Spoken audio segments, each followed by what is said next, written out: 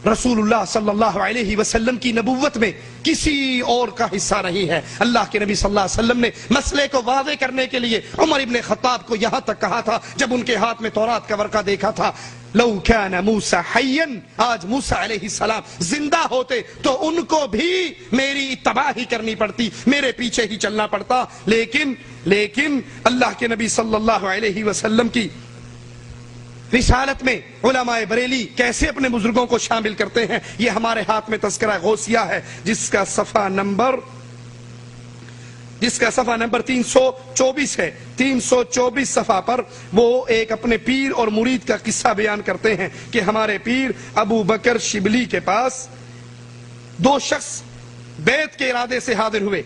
इनमें से एक को पीर साहब ने कहा, पढ़ो ला इलाहा इल्लल्लाह शिबली रसूलुल्लाह ला हौला वला कुव्वता इल्ला बिल्लाह इन्ना लिल्लाहि व इन्ना इलैहि राजिऊन। मुरीद ने कहा ला हौला वला कुव्वता इल्ला बिल्लाह। पीर साहब ने भी कहा ला हौला वला कुव्वता इल्ला बिल्लाह। उसने पूछा, आपने ला हौल क्यों पढ़ा? उसने इस्तिसार किया, तूने क्यों पढ़ा? क्या मैंने तो इसलिए पढ़ा, मैं पीर समझ के आया था, लेकिन आप तो बेशरा आदमी हो, मैं बेशरा के पास मुरीद होने आ गया। आपने कहा मैंने इसलिए पढ़ा। जाहिल के सामने राज की बात बता दी, ये राज था जो मैं जाहिल के सामने बयान कर चुका हूं। दूसरे से कहा तुम पढ़ो ला इलाहा इल्लल्लाह शिबली रसूलुल्लाह। उसने कहा हज़रत मैं तो आपको कुछ और ही समझ कर आया था, आप तो वरे ही गिर पड़े, सिर्फ रिसालत पे ही कनाअत कर ली। मैं तो इससे अगला स्टेज देने आया था, रिसालत से अगला स्टेज किसका है? कहा मैं तो तुझे अल्लाह बनाने आया था, तुम तो पहले ही गिर गए। तू खुदा बनने का दावा करता, मैं उसको भी तस्लीम करता। तो पीर साहब ने हंस कर फरमाया, अच्छा तुमको हम तालीम करेंगे, तुम हमारे पास बैठो।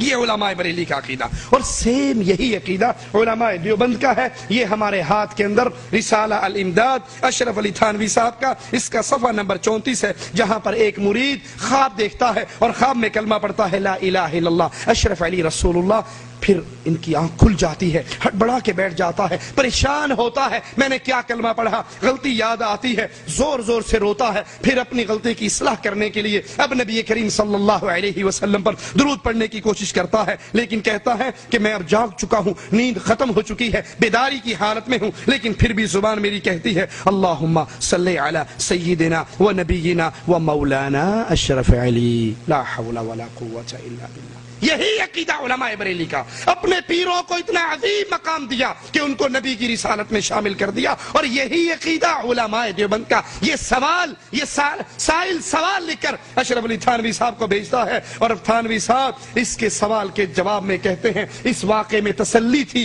कि जिसकी तरफ तुम रजू करते हो वो बौने ही ताला मुत्तबे सुन्नत है। तुम मेरे पीछे और मैं नबी के पीछे, टेंशन लेने की कोई जरूरत नहीं है, कोई परेशानी वाली बात नहीं। तुमने जो ये कलमा पढ़ा है और जाकर मुझे नबी कहकर मुझ पे दरूद पढ़ा है, तो ये अल्लाह ने पढ़वाया है, ये इशारा है तुम्हारे लिए कि तुमने जिसको पीर पकड़ा है वो मुत्तबे सुन्नत है। ला हौला वला कुव्वता इल्ला बिल्लाह। इसी तरह अंबिया की सिफात के अंदर कोई और शरीक नहीं हो सकता। अंबिया को जो नबुव्वत का काम अल्लाह ने दिया है, जो उनके ऊपर वही आती थी, वो उन्हीं का खासा था। लेकिन उलमाए देवबंद इसके अंदर भी अपने पीरों को कैसे शामिल करते हैं, ये सवाने कासमी है हमारे हाथ में, कासिम नानोतवी साहब की किताब, इसका सफ़ा नंबर 301 है। हाजी इमदादुल्लाह अपने सारे मुरीदों को जिक्र अज़कार सिखाया करते थे, और वो अपना जिक्र करके रिपोर्टें हाजी साहब के सामने पेश करते थे।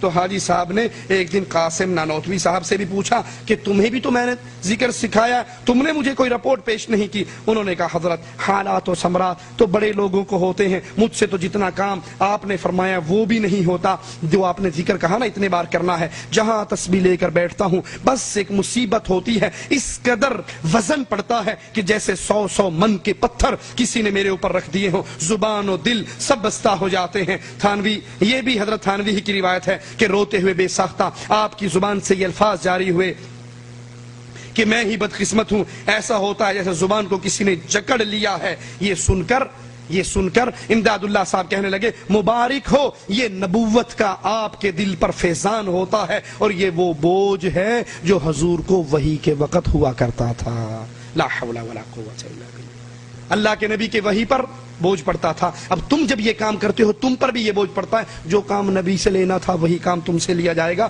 یہ کام، یہ بوجھ، یہ نبوت کا فیضان ہے تمہارے اوپر. اور ملفوظات احمد رضا خان اپنی کتاب صفحہ 63 پر اسی کتاب کے کہتے ہیں کہ اللہ کے نبی صلی اللہ علیہ وسلم کو درد سر، بخار، وہ مبارک امراض ہیں جو انبیاء علیہ السلام کو ہوتے ہیں، اور اللہ کا شکر ہے کہ مجھے بھی اکثر بخار اور سر درد رہتا ہے. 2 سیڑھیاں چڑھ چکا ہوں، بس 2-3 کا اور انتظار ہے. لیکن برا ہو مرزا غلام قادیانی کا، جس نے ان سب کی رنگ میں بھنگ ڈال دی. وہ نہ کرتا تو یہ بیچارہ 2 سیڑھیاں چڑھ چکا تھا، بخار شروع ہو گیا تھا، سر درد ہو گیا تھا، کچھ اور بھی ہو جاتا. اس نے پہلے کہا تو بھی بخار میں ہے، میں آخری سٹیج پہ پہنچا ہوا ہوں، میرے اندر جو کچھ ہونا تھا وہ ہو گیا. لا حول ولا قوت الا باللہ.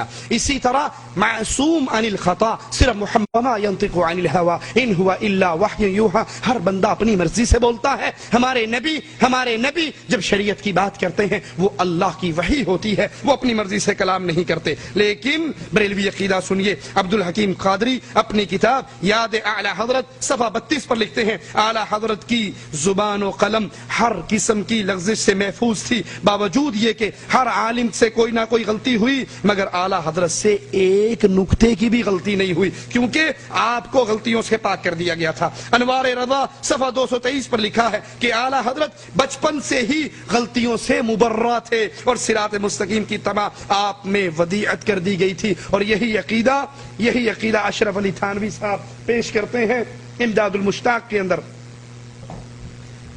المشتاق کے اندر اشرف علی تھانوی صاحب پیش کرتے ہیں. اور یہی عقیدہ ارواح ثلاثہ کے اندر موجود ہے کہ ہمارے رشید احمد گنگوہی صاحب، رشید احمد گنگوہی ارواح ثلاثہ صفحہ 276 ہے. رشید احمد گنگوہی اکثر اپنی زبان سے یہ الفاظ کہا کرتے تھے، سنو حق وہی ہے، اللہ تعالیٰ نے مجھ سے وعدہ فرمایا ہے میری زبان سے غلط نہیں نکلوائے گا. یہ شان کس کی ہے؟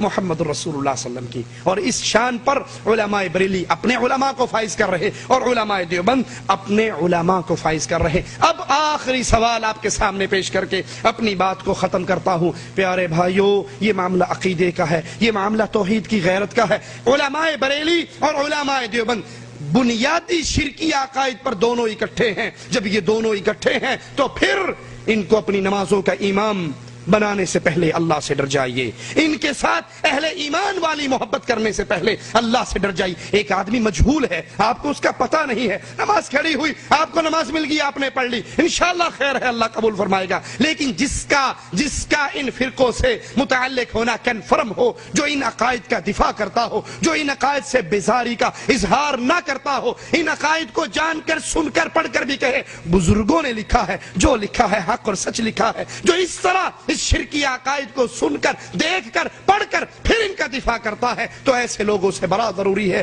اللہ سے دعا ہے اللہ ہمارے گناہوں کو معاف فرما دے، اللہ ہماری خطاؤں کو معاف فرما دے، اللہ ہماری سیاہکاریوں کو معاف فرما دے، اللہ ہمیں زندہ رکھے، ایمان پہ رکھے، موت دے اس حال میں دے. اللہ ہم سے راضی ہو، ہم اپنے اللہ سے راضی ہوں. اے اللہ مسلمانوں کی